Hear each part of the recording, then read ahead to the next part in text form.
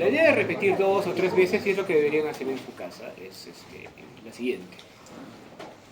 Ustedes son bastantes, mejor algunos de ustedes, alguna vez, tal vez nos hemos visto en el hospital, me dicen, doctor, ¿cómo está? Digo, doctor, ¿cómo están, chicos? Porque me reconocen, ¿no? Pero si me vieran de otra forma, probablemente no me reconocerían. O sea, si me encontrarían caminando, digamos, en San Francisco a las 11 de la noche, un sábado, en un short, en chanclas, con una hoodie, dirán, ese se parece al doctor, pero no debe ser, ¿no?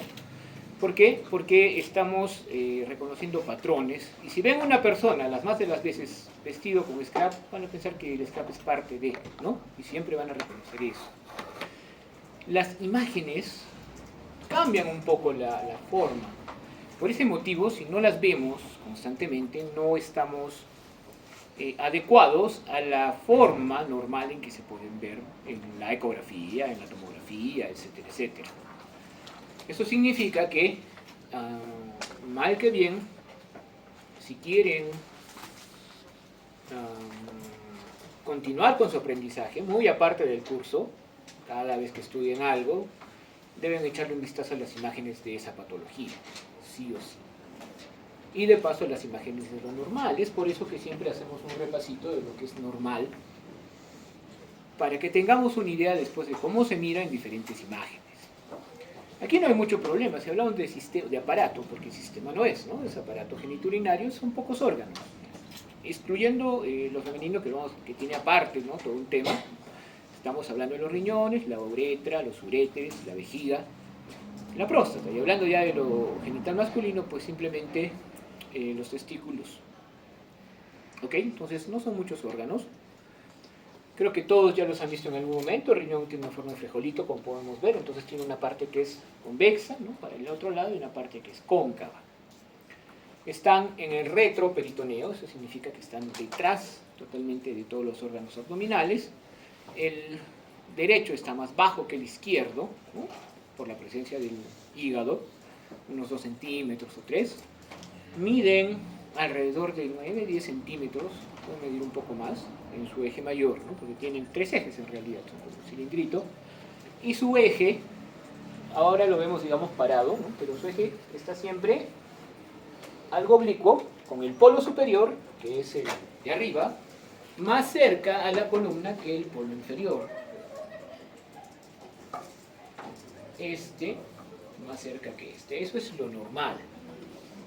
El hecho de que no esté así no significa que esté mal, pero si uno encontrara ese eje que les digo, ya me podría buscar un poquito más a ver si hay algo raro, sobre todo de malformaciones, ¿ya?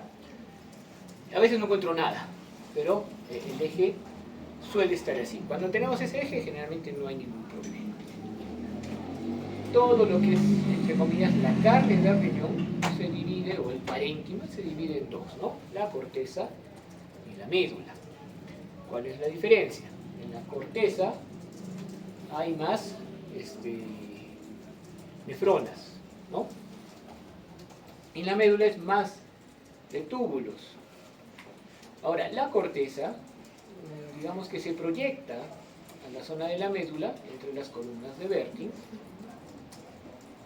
y aparte de eso encontramos las pirámides de Malpighi, las pirámides de Malpighi o pirámides renales, las cuales terminan en la papila, que es esta zona de acá.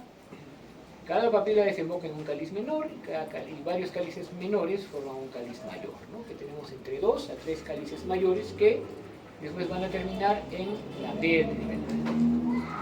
Y de la pelvis renal es un continuo hasta que sale el uréter, ¿no? Y este uréter sale a través de la parte que se conoce como el ilio renal, por el cual también entra la arteria renal o las arterias renales, y sale la vena o las venas renales, ¿no? Que después se van a unir. Entonces en el indio, aparte de grasa, tenemos los vasos, tenemos todo el sistema pielocalicial y grasita. Esto que vemos acá afuera tiene importancia. El riñón está imbuido en una cápsula fibrosa, ¿no? La cápsula renal. Además de eso, que lo cubre completamente y solo a nivel del ilio no lo está cubriendo, vamos a encontrar después una grasita. Y luego de esa grasita vamos a encontrar otra fascia, ¿no? La fascia renal. Una cosa es la cápsula y otra es la fascia renal, ¿no? No me acuerdo cómo se llama la hoja posterior, la anterior es la fascia de Gerota, ¿no?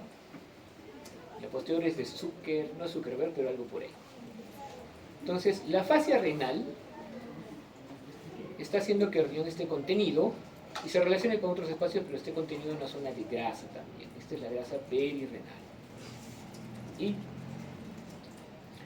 fuera de la fascia renal vamos a encontrar grasa pararenal, ¿no? En varios espacios pararenales, ¿no? Un lateral, un anterior, un posterior. Son espacios con los que el riñón se relaciona indirectamente, porque directamente se va a relacionar más con el espacio que está perirenal.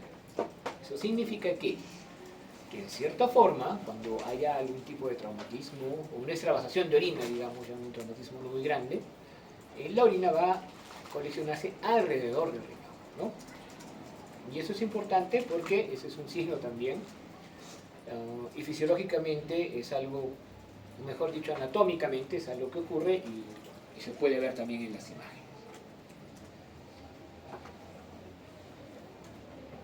Nos vamos a relacionar también, bueno, acá no lo hemos puesto, pero acá arriba encontramos la glándula suprarrenal, ¿no? Imbuida dentro de la fascia renal. Los uréteres salen de los riñones, también órganos retroperitoneales, se van a adosar al psoas, van a pasar por encima de los vasos ilíacos y al final, cuando entran a la pelvis, van a pasar por detrás, ¿no?, de la vejiga y van a dar un trayecto oblicuo dentro de la pared de la vejiga, de 1 o 2 centímetros, hasta que van a desembocar dentro de la vejiga, ¿no? En dos espacios, que son los vértices del trígono vesical, ¿no? El otro vértice tendría que ser el cuello vesical, una vez que entran. Es decir que, eso es importante, los uréteres no están entrando así, ¿no? No están entrando así. Como cuando uno quiere sacar sangre, ¿no? No hace así de frente, ¿no? Sino hace un ángulo. Lo mismo hacen los uréteres para entrar. El uréter tiene una luz bien delgada, tiene medio centímetro aproximadamente a 1, ¿no? Pero es más estrecho. Se dice que es más estrecho acá, podríamos decir, pero las radiografías no lo confirman mucho. Aquí sí es más estrecho porque está relacionándose con los vasos y aquí también es estrecho. ¿Por qué me importa dónde es estrecho el uréter? Porque en el caso de que hubiera alguna piedra es más probable que aparezca en esas zonas, ¿no? Y es por eso que existen los puntos renoureterales también, ¿no? Para poder palpar en cierta forma de esas zonas. Aunque no son muy importantes en ese sentido, porque cuando hay una piedra en el uréter duele, pero horrible, ¿no? Una vez que desemboca el uréter, ¿no?, en la vejiga, hablaremos de la vejiga, que es un órgano, prácticamente es una bolsita muscular, ¿no?, con una disposición de capas musculares propia en realidad, y una mucosa en la cual encontramos las células de transición, ¿no? Unas células epiteliales especiales que son como unos paraguas y que tienen la posibilidad de distenderse. Entonces la vejiga se puede distender y se puede distender mucho, puede albergar hasta 1 litro de orina o un poco más sin problemas. Es igual un órgano pélvico. Acá están las reflexiones del peritoneo, ¿no? En el fondo del saco recto vesical, que no es el de Douglas solo se le llama el de la mujer, porque queda más atrás, y el receso prevesical, en esta zona. Luego de esto vamos a encontrar la vesícula seminal y un tabique, ¿no? El tabique retropostático, la fascia del Denonvilliers también se le conoce, que es de importancia para los urólogos. Y la continuación de la vejiga es la base de la próstata, ¿no?, que la tenemos aquí. El cuello vesical, que está acá, va a formar, junto con el uréter, ¿no?, el otro uréter que se une a través de la barra, el trígono vesical. Una zona que no es rugosa, ¿no?, sino es lisa, es decir, anatómicamente es factible de ser observada, delimitada, y que fisiológicamente tiene una función diferente. La próstata, que podemos encontrar acá, que lo tenemos por aquí, es un órgano más del aparato genital urinario. Solo es urinario porque en su espesor encontramos la uretra prostática, ¿no? La primera parte de la uretra. Consta de ¿cuántos lóbulos? 2 lóbulos, ¿no? Pero eso realmente no tiene mucha importancia ahora, ¿no? La anatomía de la próstata deberíamos centrarla en una zona de transición alrededor de la próstata, una zona central que abarca de la próstata para atrás, más o menos todo esto, y una zona periférica. Y la zona anterior, esta zona de acá, es el estroma fibromuscular, es decir, no contiene glándulas, sino solo músculo y tejido fibroso. Es decir, que cualquier cosa que crezca va a crecer o en la zona central, o en la de transición, o en la periférica. Eso es importante porque generalmente la hiperplasia es propia de la zona central, ¿no? Y los tumores son propios de la zona periférica. Una vez que pasa la uretra prostática, la primera porción, la próstata, se va a relacionar con el esfínter externo de la uretra, en lo que se conoce como el diafragma urogenital. Entonces, esta es la uretra diafragmática o membranosa. Y estamos hablando de la uretra que tiene 3 partes, ¿no? Y la última parte es la uretra peniana o esponjosa, porque está en el espesor del cuerpo esponjoso. El cuerpo esponjoso es el cuerpo impar del pene, ¿no? Porque hay 2 cuerpos más, los cavernosos, que son pares y que están superiores, los podemos ver aquí. Tiene 2 ensanchamientos, uno de ellos el bulbo peniano, que está aquí, y otro de ellos el glande, ¿no? La misma uretra tiene un ensanchamiento aquí, la fosa navicular. Como ven, la historia natural de un cálculo, así como en la vesícula, que se quiere salir por el cístico, pasaría por aquí. Y eso sí es bien doloroso.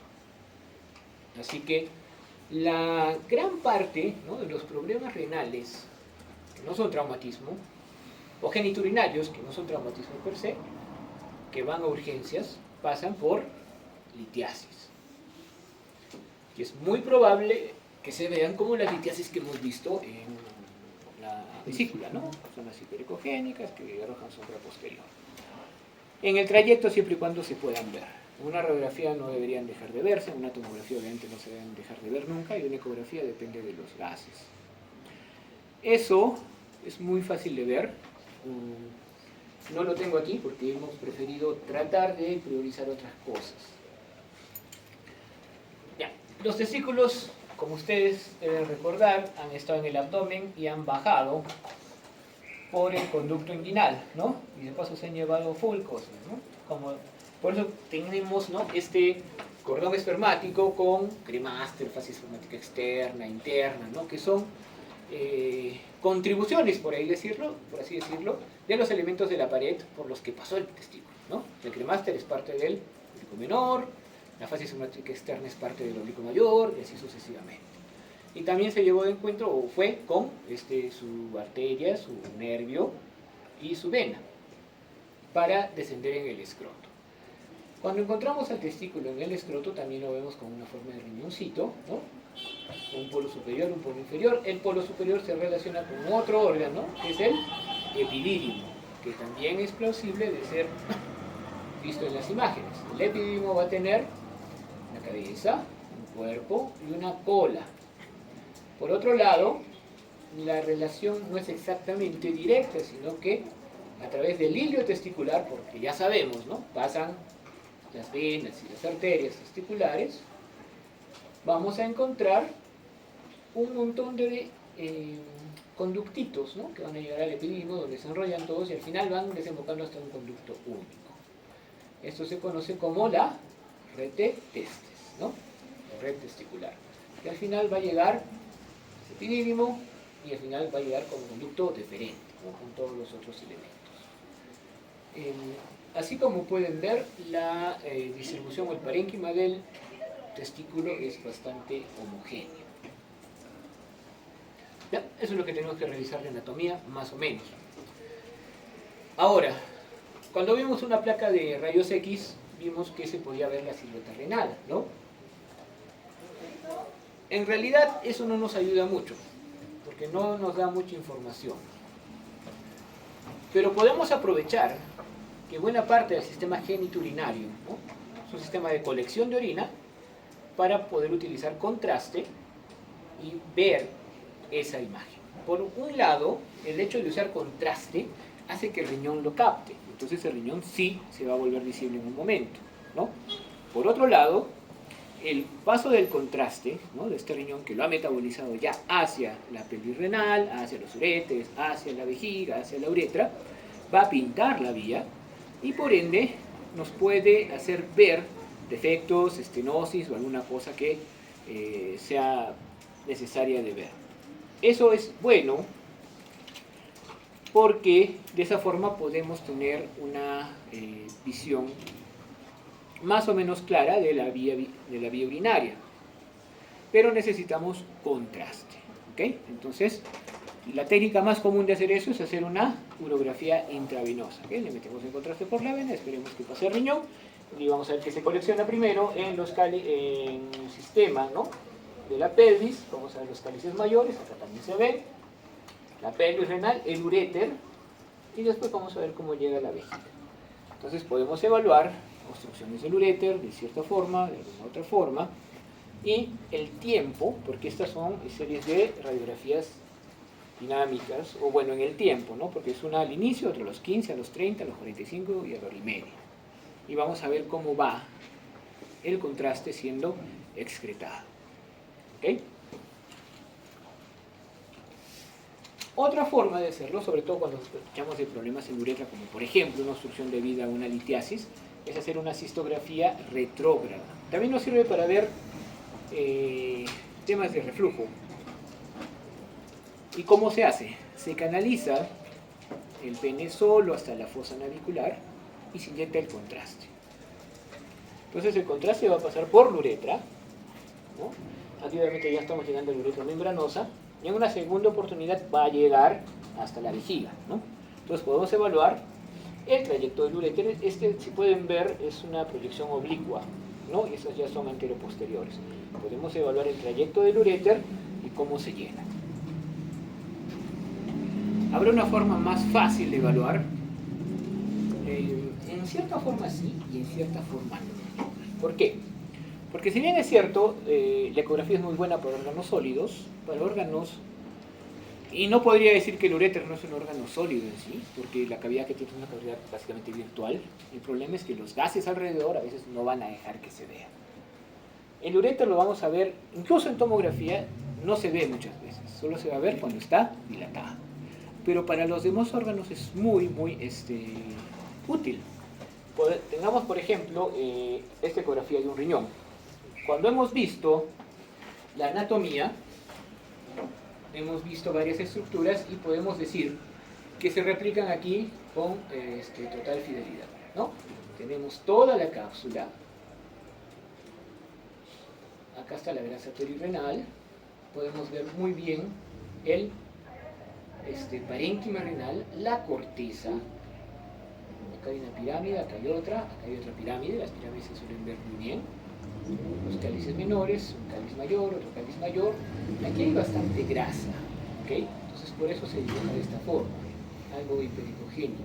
No solo hay grasa, sino también están los vasos, ¿no? Y también los cálices. Por ende, la ecogenicidad, ¿no?, del seno renal es un poco elevada. Y ahí queda, porque ya no podemos, obviamente si pongo Doppler voy a ver los vasos, pero ahí queda porque ya no puedo evaluar más la pelvis renal o los uréteres. Generalmente, cuando se miran los uréteres, cuando están dilatados, porque el aumento de diámetro por orina que es anicogénica va a hacer que sean visibles. Pero eso es un aspecto patológico, ¿no? Nunca deberían estar tan dilatados que se puedan ver. Entonces, los riñones sí se pueden ver en ecografía, se pueden ver bastante bien, se puede medir su diámetro, mide 12, bueno, es un diámetro adecuado. Para nosotros no tanto. Tal vez para ustedes sí, ¿no? Porque el promedio de su generación en altura es mayor que el promedio de mi generación en altura. Entonces, obviamente todo es más grande y los riñones deben estar entre 11 o 12 centímetros, está bien. La vejiga, la cual hemos visto simplemente como una bolsa que se llena ya, ¿no?, en la urografía, pero en la cual podemos ver la uretra y el trígono vesical, eso sí, esta es la uretra prostática. La vejiga sí es visible mejor en ecografía, ¿no? Como una zona anecogénica, siempre y cuando la orina sea homogénea. ¿Okay? Si hubiera algo dentro de la vejiga, lógicamente se podría ver. Ahora, orina con un pH mayor, menor, con un poco más de nitritos, eso sí no vamos a ver, ¿no? Pero si hubiera alteraciones groseras en la orina, como por ejemplo sangre, coágulos, sí se van a ver. Lo otro que es importante ver en la vejiga, aparte de la forma, ¿no? Lo dejo ahí en la forma porque con cierta habilidad podríamos ver aquí restos del uraco o quistes del uraco que a veces aparecen, ¿no? Pero ya es un ámbito más avanzado. Lo otro que sí interesa ver es esto, ¿no? La pared vesical. La pared vesical puede ser tan gruesa como tan delgada, dependiendo del llene de la vejiga. En una vejiga sí que debe tener 300, 400, de repente un poquito más, la pared debería ser de 1 milímetro hasta 2, ¿no? La pared nunca debería ser más de 5 milímetros. Si está más de 5 milímetros, obviamente está engrosada. Pero ese engrosamiento tiene causas, ¿no? Como vamos a ver en algún momento ahorita. La próstata, que podemos ver aquí, pueden apagar la luz, no vamos a ver mucho. ¿Qué es esa? Sí. Ya, ahora le otro toque. Ahí está. La próstata, que podemos ver aquí, es hipoecogénica generalmente. Y miren que ahora estamos utilizando la ventana abdominal, o sea, aprovechamos que la vejiga está llena para verla. Pero podríamos tomar un transductor rectal, que estaría aquí, y la vamos a ver muchísimo mejor. Ahora, la principal indicación de hacer una ecografía de próstata vendría a ser evaluar el volumen. ¿Ok? Entonces el volumen se puede evaluar también de forma transabdominal como transrectal, así que no creo que sea muy necesario hacer una ecografía transrectal si solo quiero hacer eso. Pero la definición es muchísimo mejor, ¿no? Entonces acá vemos los contornos, hay que tener cuidado con el PUDE que no nos deja ver, y podemos medir el volumen de la próstata tranquilamente, ¿no? Que en este caso está muy grande. Y aquí también podemos medir el volumen, acá lo están midiendo, ¿no? Simplemente tomas un plano axial, un plano sagital, y mides los tres y lo multiplicas por 0.6 y ya está. O lo hace el ecógrafo también. Pero miren qué diferencia, porque aquí yo sí puedo ver la zona periférica, la zona central, incluso la zona de transición, y ese es el estroma fibromuscular. Entonces sí se distingue mejor, como se puede ver aquí. De todas maneras, a pesar de distinguirse mejor y ver nódulos, por ejemplo acá hay nódulos, es clarísimo, la ecografía transrectal no puede discernir, ni tampoco la otra, pueden discernir si un nódulo es maligno o no. Entonces, por si no, vamos a ver si tiene cáncer de próstata, mejor te pongo esto, no, porque no se va a ver. Pero sí me puede ayudar a ver zonas sospechosas, porque esta sería una zona sospechosa, para dirigir la biopsia. Por eso es algo que hace el urólogo. El testículo, como lo podemos ver aquí, ¿no? Con todas las capas que tenemos, ¿no? La luginia, la vaginal, y después las demás capas que son del escroto, es bastante visible, es homogéneo y es isoecogénico, generalmente. Vamos a encontrar a veces unas bandas anecogénicas que obviamente corresponden a los vasos que entran al hilo, pero esta debe ser su aspecto normal, ¿no? Tanto así como de una forma transversal. Ahí vemos los vasos del hilo, como les decía. ¿Qué más estamos viendo? Estamos viendo en esta zona parte del epididio. Está bien, es decir, yo si hago esto arriba vamos a poder ver el epididio, el epidicésil, que así es, y en transverso también. Entonces los testículos son bastante bien ubicados, visualizados, examinados e informados por ecografía, pero obviamente por cualquier otro método también. La tomografía tiene también muy buena disquisición de los tejidos, ¿no? El único tema es que utiliza radiación, pero a veces es necesaria. Cuando nosotros usamos contraste para acá, hay que tomar en cuenta que la captación de riñón tiene estas fases. La fase arterial, que es la primera, que empieza a los 15-20 segundos de haber inyectado el contraste a una velocidad constante, en la cual vamos a encontrar que los vasos, las arterias, obviamente están más hiperintensos o más hiperdensos. En la fase córtico-medular, pues la intensidad va a ser a predominio de la corteza, para después pasar a la médula. Eso empieza a los 30-40 segundos. La siguiente fase, en la cual todo el riñón se va a pintar, es la fase nefrográfica. Esa fase es importante porque todo el riñón se pinta, entonces algún tipo de alteración muy leve va a ser más visible en esa fase. Empieza a los 80-120 segundos. Y después de los 180 es la fase urográfica, en la cual el contraste ya ha pasado al sistema pilocalicial y va a ser excretado, ¿no? Entonces, una urografía por tomografía tienen todas estas fases, pero sobre todo esta, ¿no?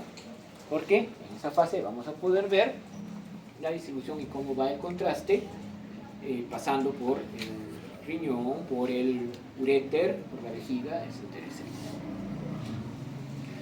La resonancia también tiene muy buena disquisición de tejidos, pero solo se usa en casos dudosos por tomografía, en los cuales la tomografía no aporta mucho, o en los casos donde no se puede hacer uso de contraste, ¿no? Las secuencias T2 asterisco, de las que comentamos cuando hablamos de resonancia, son útiles para la urografía con gadolinio, puesto que por lo que tienen, hacen que la orina se vea oscura, y si pasa la sangre, la orina, ¿no? Ese dinamismo va a hacer que la intensidad cambie, ¿no? A brillante, algo así como lo que hablamos del corazón. Y la difusión, ¿qué dijimos que era la difusión? ¿Se acuerdan? La resonancia tiene la posibilidad de evaluar los protones de agua para ver, ¿no?, cuánto de agua difunde a través de los tejidos. Por ende, podría ver si hay hipercelularidad o no. Y eso es muy importante en tumores, en cáncer de próstata, ¿no?, porque obviamente un tumor de próstata tiene que tener hipercelularidad, y en cáncer renal también. Entonces, la resonancia tiene un buen rol ahí, siempre y cuando la tomografía nos haya sido insuficiente. Sin embargo, en próstata yo prefiero usar una resonancia que una tomografía. ¿Por qué?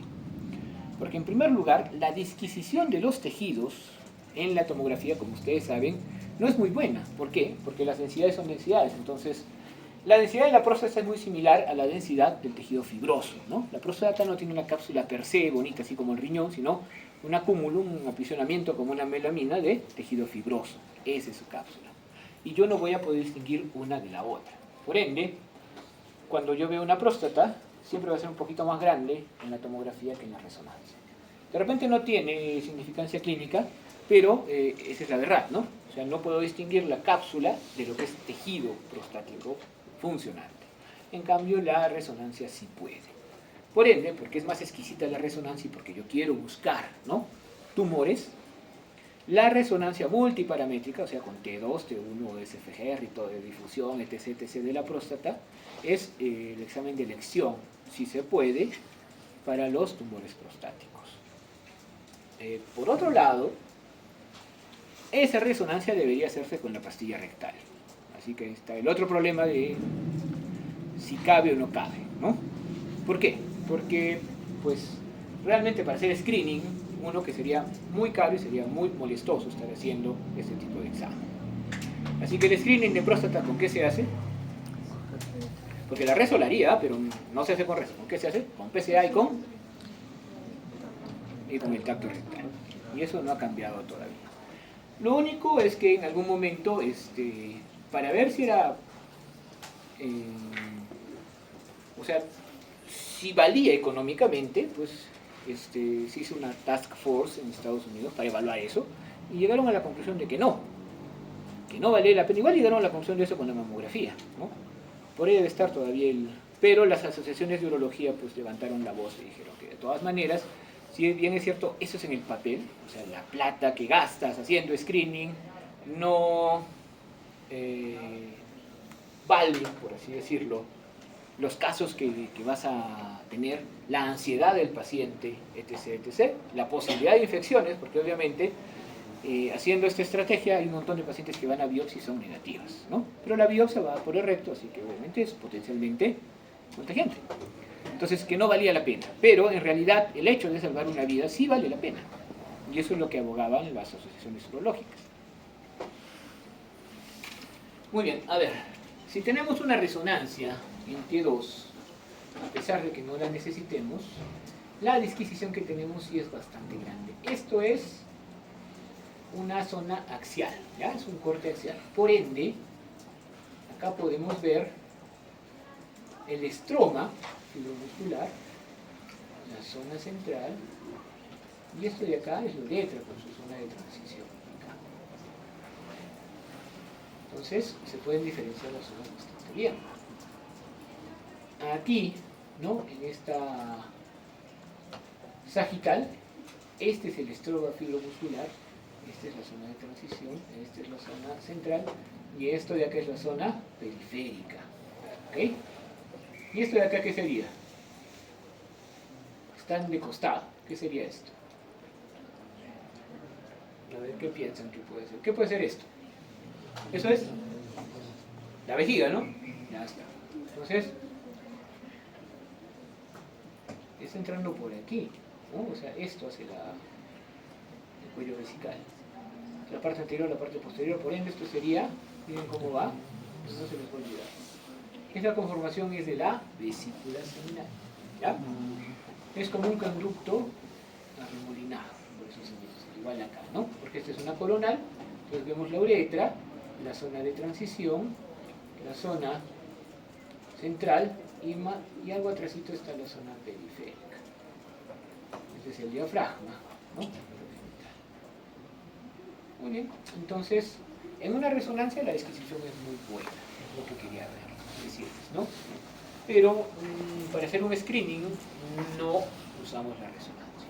Igual para hacer screening de mama no usamos la resonancia, a pesar de que es muy buena. Por ende, todos los órganos que hemos visto, excepción de la ecografía y los uréteres, se pueden ver, ¿no?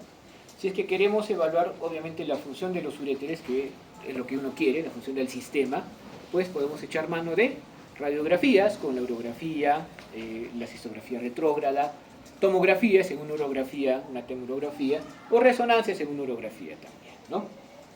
Ahora, ¿qué vamos a echar de mano más cuando nosotros estemos en casos de urgencias? Más es la ecografía y los rayos X, ¿no? A ver, una paciente de 25 años consulta por infecciones a repetición.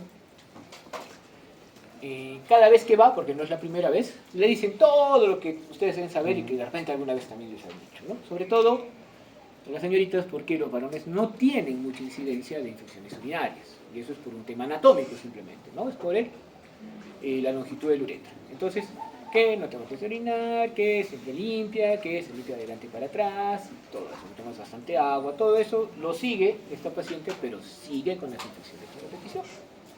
Lo único que tiene ahorita es un dolor en hipogastro. ¿Qué exámenes le deberíamos de tomar? Aparte de la ecografía. Si es que es una ecografía. ¿Hasta ahí? ¿Qué piensan? ¿Qué puede tener? No me digan quito, pues, porque ya se nota que tiene. ¿Qué más? Pues tiene varias veces. Y ahora, obviamente muchas personas tienen ITU a repetición sin tener algo mal, pero muchas veces se asocia a ciertas malformaciones, ¿no? Entonces yo voy a buscar malformaciones. Ya. Pero no puedo sacar una resonancia de inicio. ¿Qué voy a hacer? ¿Qué me ayudaría un poquito? Una eco, pero resulta que la eco no me va a ver la vía urinaria. Por ende, sin darme las de urólogo, yo creo que aquí lo mejor sería hacer una urografía excretoria, ¿no? que es justo lo que se hizo, que no aportó mucho en realidad, pero hay una cosa importante acá, y que la vamos a ver aquí mejor. Esta esferografía, pues, estuvo bien. Entonces, al parecer no hay un problema de la vía, porque puede haber que duplicación del sistema pilocalicial, que diuréter, que reflujo, ¿no? No había nada de eso. Pero, ¿se acuerdan que les comenté de del eje de riñón, ¿no? El eje de riñón debería estar acá. Acá está la silueta renal, porque todavía tiene un poco de contraste, ¿la pueden ver?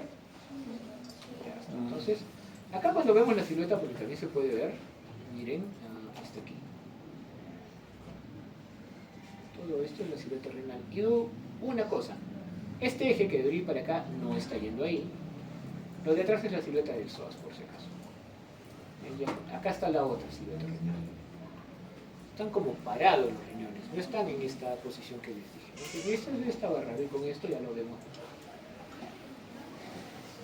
Porque se nota mejor la silueta renal porque tiene un poquito de contraste. ¿Quién me puede decir qué es eso?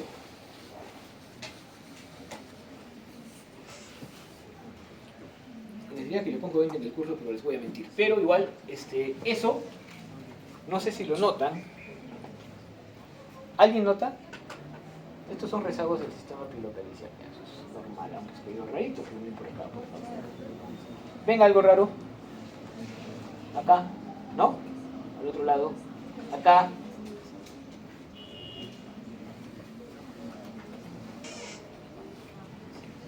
Miren abajo. Miren a nivel de L3, L4. ¿Ya? Porque eso aparece y generalmente nadie se da cuenta. Eso es cierto. Si un urólogo viera esto, ya le diría a esta chica, sáquese una tomografía. Pero también podría sacarse una ecografía, el resultado sería ese. ¿Ya? ¿Se acuerdan cuando hemos hablado de páncreas? Páncreas tenía acá el cuerpo vertebral, este sigue siendo el cuerpo vertebral. ¿Ya? Este sería entonces la aorta, porque es una imagen axial, y esta sería la cava. Este es el riñón derecho, este es el riñón izquierdo, y este es un riñón. Por ende, los riñones que están unidos por su parte inferior son riñones en herradura. ¿Ya? Y si lo vemos ahí, también lo estamos viendo. ¿Ven? Ya con eso se saca la tomografía. Porque la idea de encontrar un riñón en herradura es evaluar el sistema pilocalicial después para ver que no esté mal. Y muchas veces no está mal, ese no estaba mal. ¿Ven? Riñón izquierdo, riñón derecho y la unión que tiene. Diagnóstico, riñón en herradura. Ojo, sí se estaba viendo. Miren, otra vez, se dan cuenta que la silueta sí continuaba así. Es un signo bien leve, pero obviamente nos está diciendo que es un riñón en herradura, porque es parénquima y ese parénquima también se pinta con contraste. Si lo agarrábamos en una fase anterior, obviamente el diagnóstico estaba así. ¿Ya? Y en una transversal también tenemos lo mismo. Entonces, el riñón en herradura, hay que ver que los riñones sean independientes en urografía y ver el cambio del eje. Y en la tomografía sí se puede visualizar la unión, ¿no? En la ecografía también, pero tienes que hacerlo siquiera una vez para entender que es un riñón en herradura. ¿Por qué? Porque muchas veces se nos puede pasar un riñón en herradura porque no lo busca el radiólogo, ¿ya? Pero sí puede ocurrir. Y a veces los riñones en herradura, como toda malformación, se van a relacionar con infecciones a repetición o dolor, ¿no? Producto de esas infecciones. Y muchas veces son asintomáticos. ¿Ya? De todos los riñones en herradura que he visto, solo uno tenía infecciones, ¿no? Los otros han sido cosas circunstanciales, ¿no? Así como el situs inversus de Celso, que nadie sabía que tenía hasta que se hizo una radiografía. Bueno, y nunca le ha pasado nada, ¿no? Otro caso, paciente de 54 años, dolor lumbar moderado, y tiene esta imagen. Tiene otros episodios. ¿Qué más deberíamos pedir?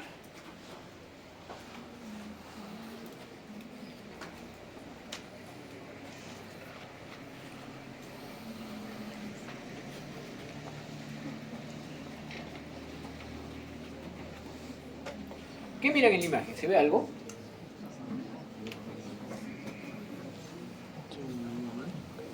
molesta el riñón a veces.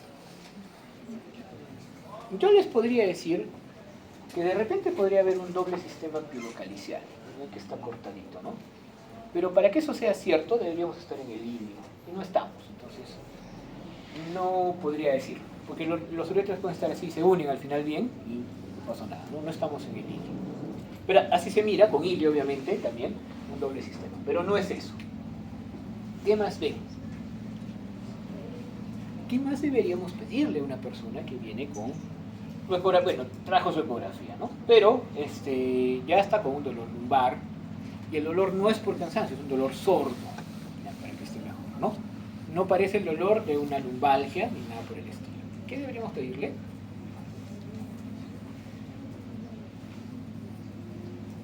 De inicio, creatinina, urea. Vamos a evaluar la función del riñón de todas maneras. Obviamente glucosa, un hemograma, una hemoglobina, ¿no? Puede que el hemograma nos venga con un poco de anemia. Y ahí ya digo, pues tiene anemia y le está doliendo en esas zonas. Pero está esta imagen. ¿Se acuerdan de las pirámides? Las pirámides eran anecogénicas, pero ¿dónde están las pirámides? Suelen estar en la médula. Sin embargo, estoy viendo zonas anecogénicas aquí, aquí, aquí, aquí. Bueno, y aquí, y aquí, y aquí, y aquí. No estoy viendo solo, porque esas no son pirámides, están en todo lado. ¿Qué es anecogénico? ¿Qué es negrito? De esa forma, líquido. Entonces, y no está extravasado, obviamente, sino debe estar coleccionado para que se quede ahí. ¿Eso cómo se llama? Quiste, ¿no? Entonces, eso es una enfermedad renal poliquística. Cuando uno crece, cuando uno se vuelve viejito, yo no me he hecho todavía, pero debo tener, empieza a tener quistes simples, ¿ya? Eso es normal. Pero hay criterios a los que no me voy a meter para poder calificar eso como una enfermedad poliquística autosómica dominante en el adulto o recesiva, ¿ya? Uno de los criterios es también evaluar ¿qué creen que es eso?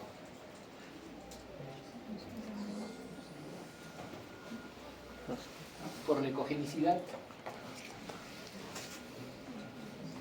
Ya. Esto es el hígado.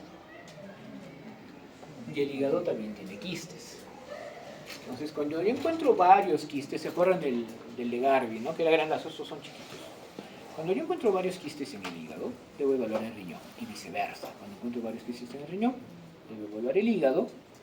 Teniendo en los dos, y con ciertos criterios de número, según la edad, podemos hacer este diagnóstico de poliquistosis. Ese diagnóstico sale acá, ese diagnóstico va a salir también probablemente en una urografía, porque en cierto momento, en esta fase nefrográfica, que obviamente también va a haber en una urografía, vamos a ver defectos de llenado. En una tomografía obviamente también, en una reso también, ¿no? Entonces, la ecografía no tiene menoscabo que ninguna otra técnica para diagnosticar, ¿no? Es un tema más clínico y completar un workup que nos vea la función del riñón, porque la enfermedad poliquística del adulto nos puede dar insuficiencia, ¿no? Puede llegar a una nefropatía crónica, obviamente infecciones de repetición y todo eso, pero tenemos que evaluar la función del riñón. Entonces, ¿cómo va el riñón?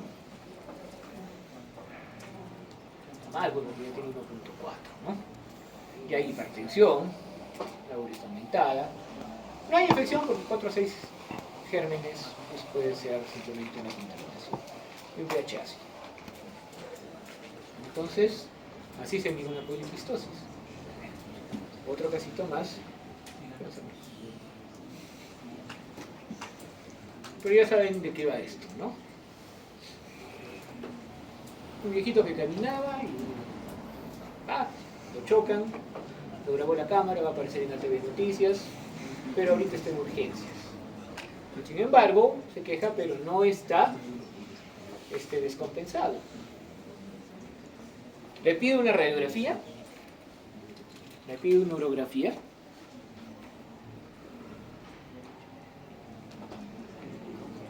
Mejor le pedimos una ecografía. Lo que pasa es que hacemos fast. Y otra cosa más, vamos a pasar a eso. Entonces estamos viendo esta imagen. Pero ojo, esto es medio engañoso, porque ¿qué hemos dicho que era esto? Ahora si está grande, así ya deberían decirme, es un quiste.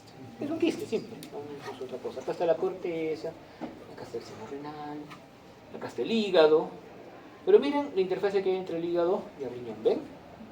Eso es hipoecogénico, está en la flechita amarilla. Está acá también, ¿no?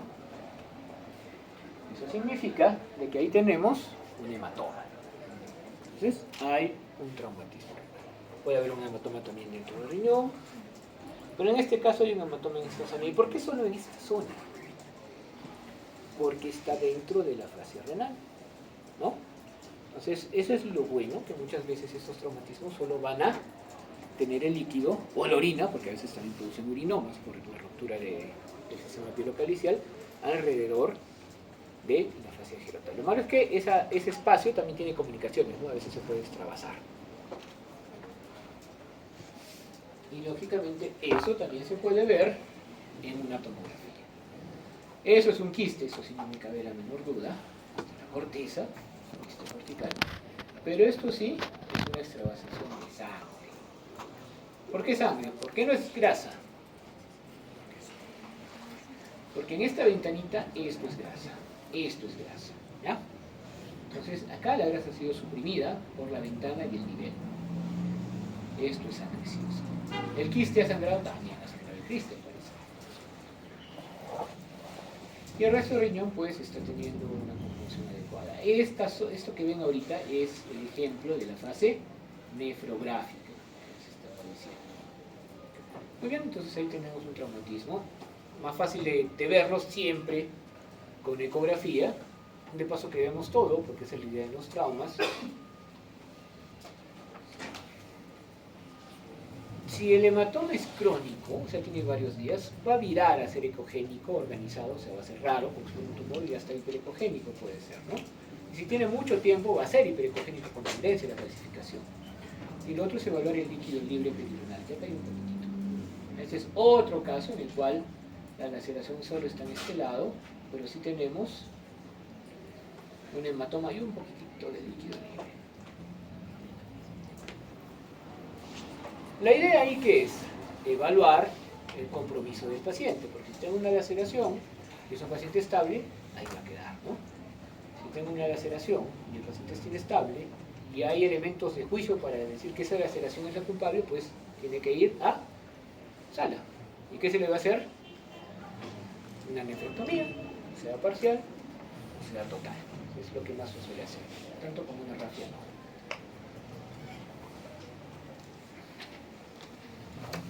Otro caso. Un paciente, digamos que es minero, ¿no? Porque generalmente los mineros se hacen a cada rato examen. Pero porque es eventual, nunca le han hecho, salvo la primera vez. Ahora regresa, se hace el examen y le sale la creatinina en 2.1. ¿Qué puede ser? Una creatinina 2.1, ¿qué es? Claro, hay una función de riñón muy disminuida. Saben ustedes que la creatinina no es mala, ¿no? O sea, es un surrogate, es decir, es una sustancia que se produce, que no es mala, pero que excreta el riñón. Entonces la concentración sí nos ayuda a saber si está bien o está mal. Pero si la creatinina no es mala. Pero el riñón sí es malo porque no está funcionando. Y de alguna forma podría explicarse, de alguna otra forma podría explicarse una creatinina elevada, un poquito menos, ya 1.8.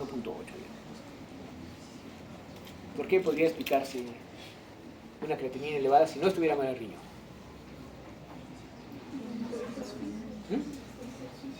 Ya, pero es un ejercicio demasiado intenso, ¿no?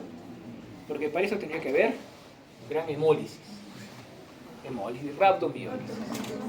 Entonces, o ha hecho mucho ejercicio y demasiado, o es un borracho que se ha quedado tirado, ¿no? Unos 2 días en el pavimento. Eso también produce hemólisis, porque el borracho no se mueve. Entonces, el músculo que está ahí también puede producir rhabdomiólisis y puede producir también una creatinina elevada. Y otra cosa más, la deshidratación, ¿no? Entonces, excluyendo eso, que se excluye solo viéndolo, parece ser el riñón, ¿no? Pero como le han dicho que eso está mal, generalmente en las empresas mineras les dicen, mira, ese está mal tu resultado, corre al nefrólogo o corre con un médico que te dé un tratamiento. Y así levantas tu observación y puedes seguir trabajando, ¿no? Entonces es lo que quieres, simplemente unas pastillitas, pero tú lo ves pálido y con peso disminuido. ¿Cómo espero su frecuencia respiratoria? ¿Va a estar normal? ¿Va a estar...? La respiratoria no creo que esté mal. ¿Qué estaría mal en él? De los signos vitales. Tal vez su frecuencia cardíaca, muy bien. ¿Y qué más? Su presión, ¿no? Su frecuencia cardíaca, por si está pálido, debe tener anemia. Si lo relacionamos con esto, entonces el tipo de anemia puede hacer que tenga taquicardia y seguramente que va a tener también presión elevada.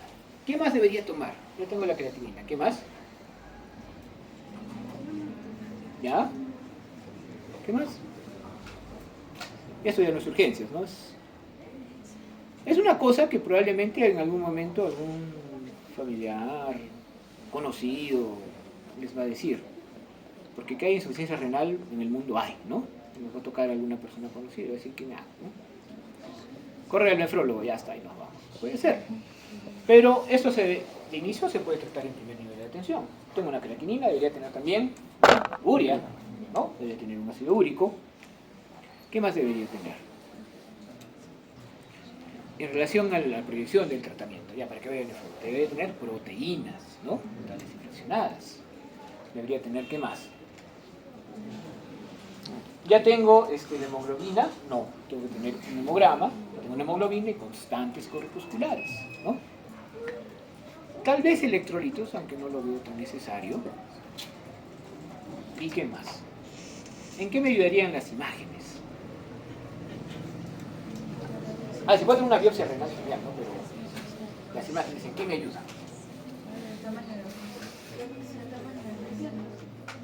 Ya, el tamaño de las lesiones o la forma.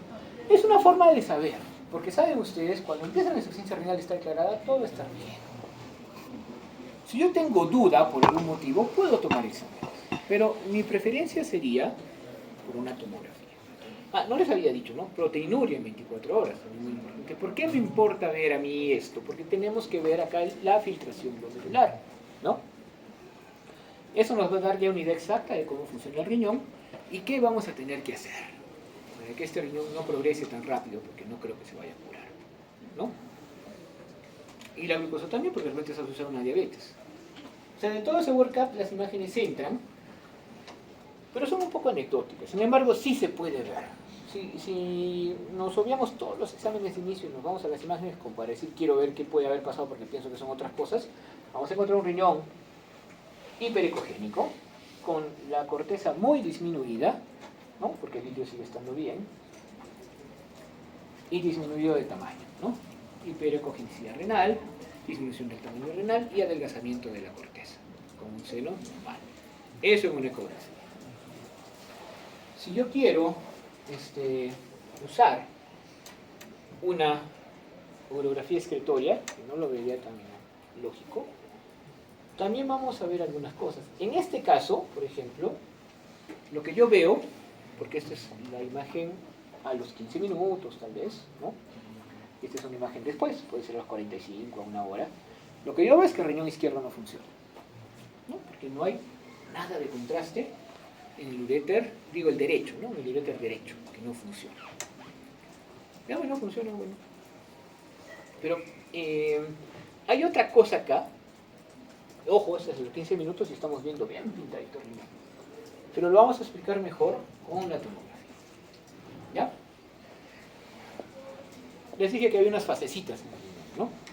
De esas, la más importante es la fase nefrográfica, porque nos permite ver alteraciones del parénquima en su totalidad y que sean algo sutiles, porque técnicamente todo el riñón está pintadito ahora. Como acá, todo el riñón está pintadito. ¿Ya? ¿Qué va a pasar en una insuficiencia renal? Crónica, obviamente. El contraste se elimina más lentamente, pero también ingresa más lentamente al riñón. Por ende, la fase nefrográfica, que empezaba alrededor de los 120 segundos, va a demorarse más, va a demorarse 5, 10, 15 minutos y recién va a aparecer la fase nefrográfica. Entonces, si yo veo eso, digo, ya, este riñón está mal. Y si la fase nefrográfica me demora en desaparecer, como en el caso anterior, al que me refería, ¿no? Porque a esta altura en una urografía normal ya no hay esto, hay ese riñón todavía. Si la fase demora un día, 2 días, que no debería, es una insuficiencia renal crónica. ¿Ya? Eso es lo que pasa en una insuficiencia. Aparte de la disminución del tamaño, que obviamente también se notaría ahí. Ojo, este grosor de parénquima no está mal en esta tomografía. Yo no podría decir aquí que sí, este riñón chiquito ni nada, es un grosor más o menos adecuado. Pero el comportamiento del contraste ya me está diciendo que hay una insuficiencia, ¿no? Una nefropatía crónica. En general. Ahora, si hay un estriamiento con lo demás, es decir, con una aparición tardía de la fase nefrográfica, ¿no? Y un borramiento tardío también, y esto también es un signo, ¿no? La estriación del parénquima en la fase nefrográfica. Muy bien, entonces, la insuficiencia renal crónica es un diagnóstico que nos va a ayudar, es un diagnóstico que tiene que ver más con la función, pero las imágenes nos van a ayudar. Es todo lo que les he dicho en algún momento que pueda haber. Muchas veces hay piedras, ¿no? También podemos ver litiasis, bueno, no hemos puesto ahí. Y esto, ¿no? El retardo del inicio y prolongación de la fase nefrográfica, que es al final lo que podemos ver en una tomografía. Obviamente, la tomografía no la voy a tomar si la creatinina está muy elevada, ¿no? Porque, como han visto, y saben que el yodo es nefrotóxico, si yo hago que esta fase se prolongue 2, 3 días, 4 días, adiós riñón, ¿no? De lo que estaba así, ahora está así, peor. Paciente de 70 años, tiene icturia frecuente, hemoglobina de 9, que no está muy bien, 130-90, un PSA de 3. Y los síntomas urinarios clásicos. ¿Cuáles son los síntomas urinarios clásicos? Colatiuria, nicturia, disminución del chorro, todas esas cositas, ¿no? Ya. Y las tiene. Entonces, ¿qué creen que qué le vamos a pedir? Ahí está bien clarito, ¿eh?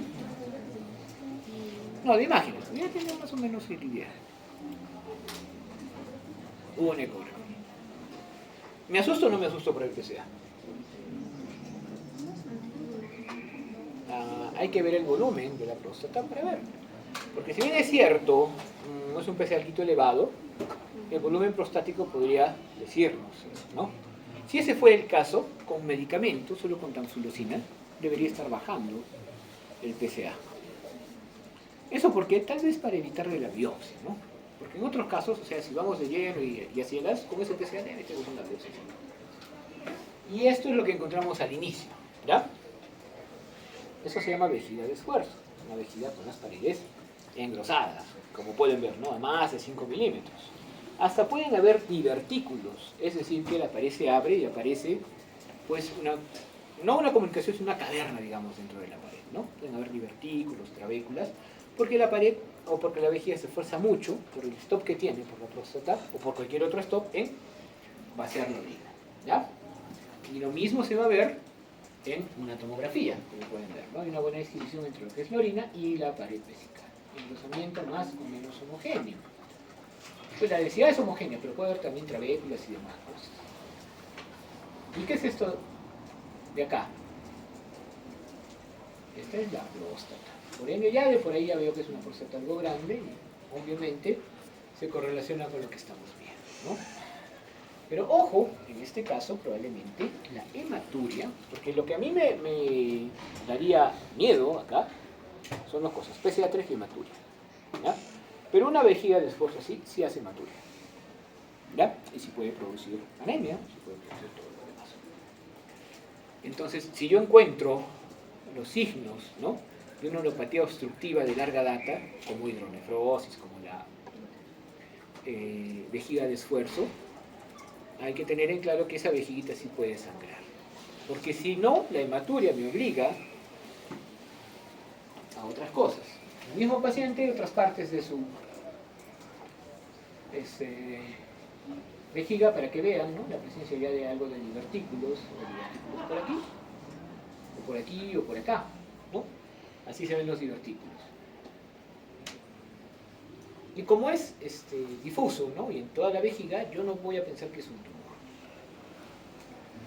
Otro caso, paciente de 55 años, antecedente de cáncer de cervix tratado hace 5 años. El tratamiento de un cáncer avanzado es radioterapia y quimioterapia.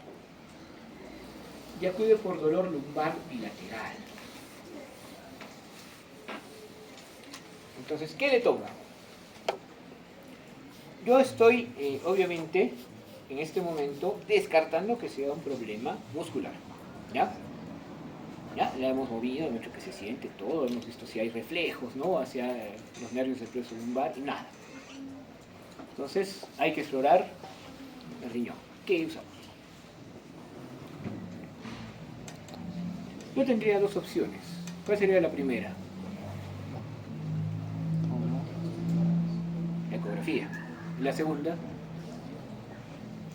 La segunda sería una urografía excretoria, que también podría ayudar, siempre y cuando la creatinina esté bien. Entonces, si está bien la creatinina, podemos hacer la urografía.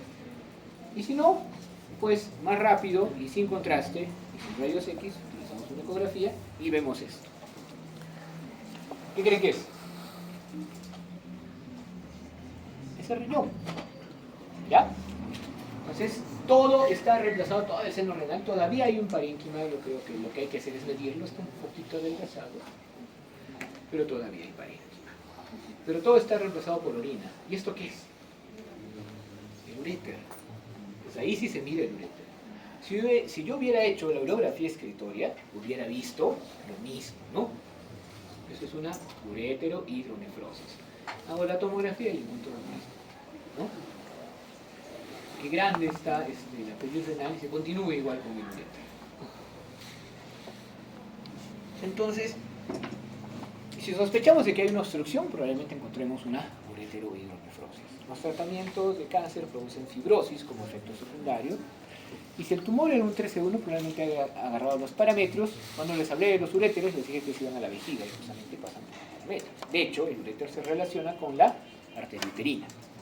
Así que, si ha llegado el cáncer hasta ahí y después se curó incluso, no hay mucha, o sea, no ha escalado de los pelos decir que de repente la fibrosis le provocó esa hidronefrosis bilateral. O de repente el tumor de nuevo, así que hay que evaluar eso, ¿no? Pero una obstrucción, como una piedra, o sea, intrínseca o extrínseca, como en el caso de la fibrosis, puede provocar esto, ¿no? Hay 4 grados, según la Sociedad Fetal de Urología, que eso lo hicieron obviamente para medicina fetal, pero se puede usar también en adultos, ¿no? Y lo pueden ver de esa forma, ¿no? Desde el 1, que prácticamente es simple, hasta que hay dilatación de los cálices menores y algo de adelgazamiento del parénquima. Incluso hay un grado más en el cual se llama el saco hidronefrótico, que ya no tiene parénquima, es solo una bola. Pero la verdad es que nunca lo he visto, se describe nada más, ¿ya? Y siempre hay que investigar la causa. ¿Y qué vamos a ver? Densidad de orina. O sea, la pelvis ocupada ya no por grasa, sino simplemente por orina, en varios grados. Ojo, vamos al caso del señor de 70 años que tenía su próstata grande y tiene su vejiga de esfuerzo. Probablemente también tenga su hidronefrosis. ¿Cuál es el problema de la hidronefrosis? Aumenta la presión a este nivel. Entonces, los vasos sanguíneos, las arterias, tienen que tener cierta presión para poder dar la sangre. Por ende van a producir hipertensión. Y en algún momento va a estar descompensado y vamos a producir isquemia crónica y vamos a producir una insuficiencia renal.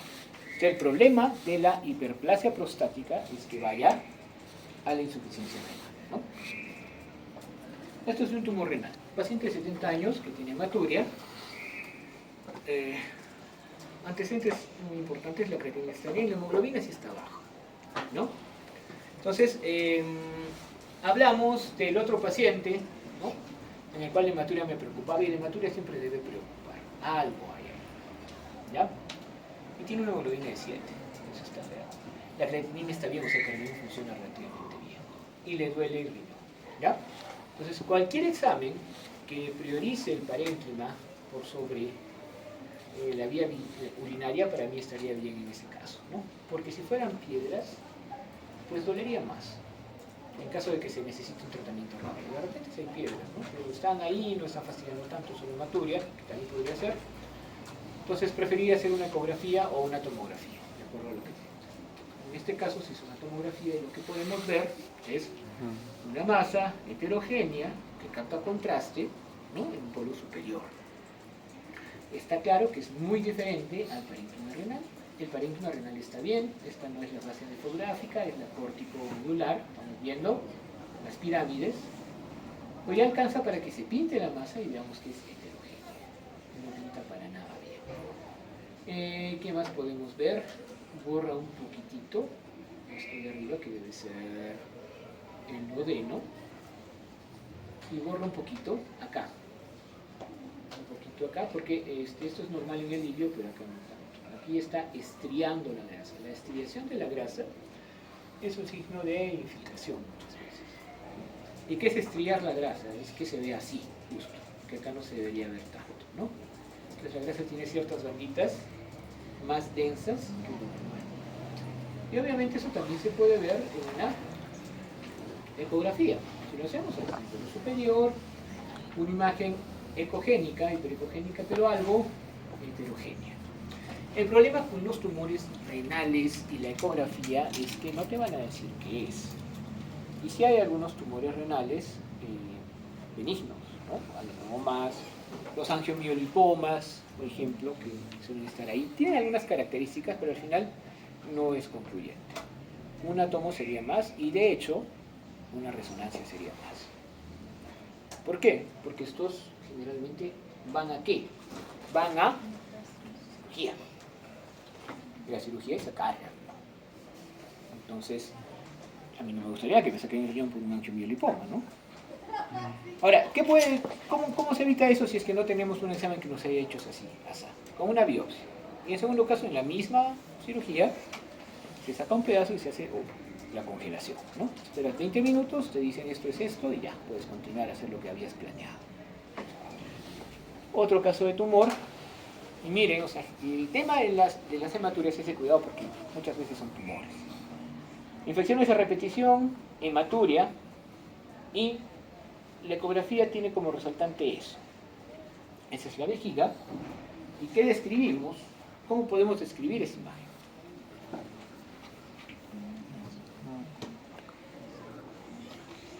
Es una imagen bien delimitada,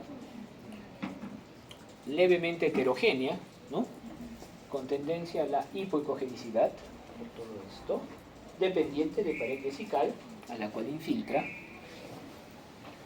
y con una base de implantación ancha, o sea, no es polipoide, porque el pólipo tiene una base pequeña, ¿no? Es más sesi. El hecho del tamaño, porque suele haber adenomas vesicales, pero el hecho del tamaño ya nos hace pensar que debe ser maligno. Así lo describiríamos, ¿ya? Y con el Doppler ya vemos que tiene flujo vascular interno. Eso que están viendo acá abajo, por si acaso no es ningún flujo. Lo que pasa es que muchas veces cuando estás haciendo Doppler, se abre el uréter y sale la orina y entra como un chorro. Eso se conoce como el jet ureteral. Entonces, si tú quieres averiguar por ecografía, con Doppler obviamente, si la vía urinaria hasta ese momento está permeable, tanto el riñón derecho como el izquierdo, ese es un buen examen, porque también se anula el jet ureteral. Muy bien, y ahí lo tenemos en una tomografía, como lo hemos visto. Es muy fácil ver estos tumores porque hay una ventana acústica natural que es la vejiga, ¿ya? Lo ideal es que sean incidentales, porque cuando dan problemas, mucha hematuria, dolor, ya están infiltrando demasiado, ¿no? Y un cáncer de vejiga que ya infiltró más allá de la muscular no tiene ningún pronóstico. Y lo que vemos es una masa que depende de la vejiga. Ahora, por más que yo lo haya tenido en una ecografía, debo de tomar la tomografía, y eso ya no tiene que ver con imagen, sino con oncología, y con una cosa muy, muy básica de la oncología, porque lo que a mí me interesa es ver si este tumor tiene metástasis, ¿no? Tanto las regionales, que sean sus ganglios a nivel de ilíaco, etcétera, etcétera, como metástasis a distancia. Entonces, ante una sospecha muy grande, si no hay problema en tomar una ecografía rápido, tomémosla, ¿no? Pero al final, esos pacientes, ¿no?, que tienen algo raro, van a tener que ir siempre a tomografía. por lo menos. Y dejándonos de caso, hablemos un poquito de la hiperplasia prostática, ¿ya? Ya sabemos que hiperplasia es el aumento del número de células, entonces aumenta el número de células de la próstata, pero a nivel de la zona central, más que todo. No por tener hiperplasia vas a llegar a tener cáncer de próstata, ¿ya? Pero pueden coexistir. Es decir, que en una hiperplasia puede haber cáncer también, y un cáncer puede también aparecer como hiperplasia. Eso explica tantos casos de resección transuretral que saben qué es eso, ¿no? La próstata, como les dije, como tiene una cápsula de esa forma, ¿no? Y está la uretra en el medio, no es que la podamos sacar alegremente, o sea, la resección de próstata es una cosa complicadita, ¿no? Así que lo que se suele hacer en los casos de hiperplasia es con láser o con raspadita, meterse por la uretra, llegar a la uretra prostática y raspar, ¿no? De esa forma ya liberaste. Y puedes raspar mucho, pero al final vas a dejar la cápsula. Y como la cápsula no es una serosa en sí, no la puedes despegar de la próstata, van a quedar ahí siempre células, se van a volver a aparecer. Eso me dice dos cosas. Las hiperplasias van a volver a aparecer y muchas veces en estas resecciones transuretrales aparece en la biopsia cáncer de próstata. Si apareció cáncer de próstata y estás dejando próstata, va a volver el cáncer de próstata, ¿no? Entonces, la RTU no es una cirugía curativa para cáncer de próstata, pero sí muchas veces, a raíz de la RTU, vemos que hay cáncer de próstata. La hiperplasia tiene 4 grados. ¿Cuál es el volumen normal de la próstata?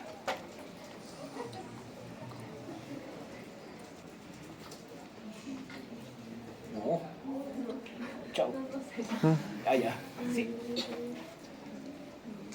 ¿Creen que ustedes a su edad tienen el volumen normal de la próstata?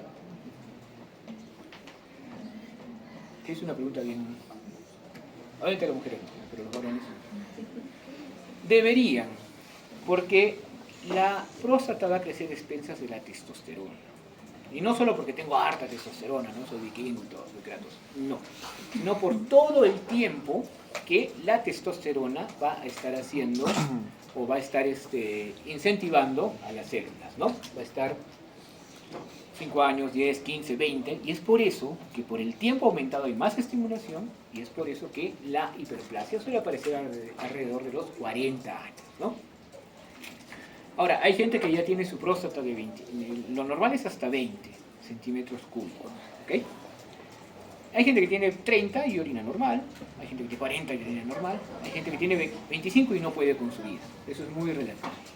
Entonces, muy aparte de poder medir el volumen de la próstata, hay que ver los síntomas que pueda tener, que ya sabemos cuáles son, que la nicturia, que polaquiuria, que dolor renal, que chorrito. Y, aparte de eso, evaluar la función del sistema urinario en general. Entonces, ¿eso cómo lo puedo hacer?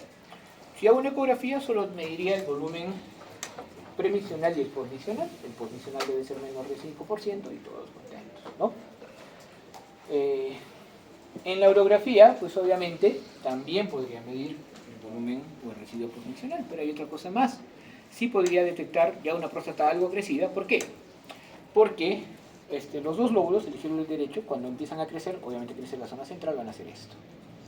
Y se va a ver la elevación del lóbulo medio, así se llama, ¿no? La elevación del piso vesical en una urografía.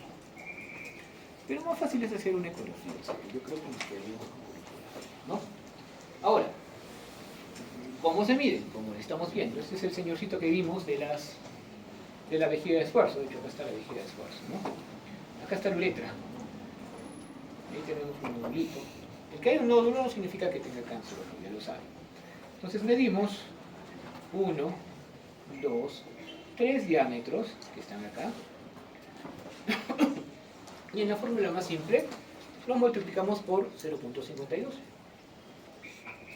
y nos da el valor. En este caso es 109. O sea, 100 centímetros de próstata, más todavía, 100 gramos. De 20 a 30 es el primer grado, de 30 a 40 es el segundo, de 40 a 80 es el tercero, y de 80 a más es el cuarto. Entonces aquí hay una hiperplasia de cuarto grado. Ese señor ya tiene la la vejiga pues terrible, ¿no? O sea, amerita que se le trate de todas las formas que se puedan. Pero generalmente a partir del tercero nada más es que vamos a tener algo de síntomas importantes y la necesidad de tratamiento. Pero siempre hay que evaluar todo. Igual, esta es una coronal en la que igual podemos ver la próstata. Igual se podría medir una tomografía si es que deseamos. Igual lo podemos hacer en una resonancia. ¿Ok? Porque es muy clara, ¿no? De hecho acá no tanto. Acá, como les dije, por la cápsula y todo, como que se pierde. Pero en la resonancia se ve mucho más la disquisición entre lo que es fibroso y grasa y lo que es la próstata en sí. Entonces, en cualquiera de las modalidades, menos en una radiografía, obviamente, podemos medir la próstata, que es una de las cosas importantes, ¿ya? Y lo que vemos aquí se llama difusión.